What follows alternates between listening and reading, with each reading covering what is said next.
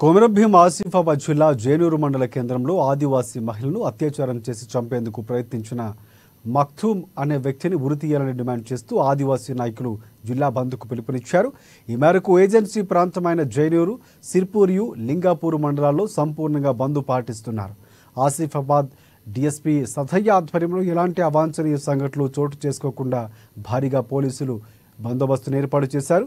చావు బతుకుల్లో ఉన్నప్పటికీ కూడా చికిత్స పొందుతూ తనకు జరిగిన అన్యాయాన్ని ఆదివాసీ బాధిత మహిళ వీడియో విడుదల చేసింది.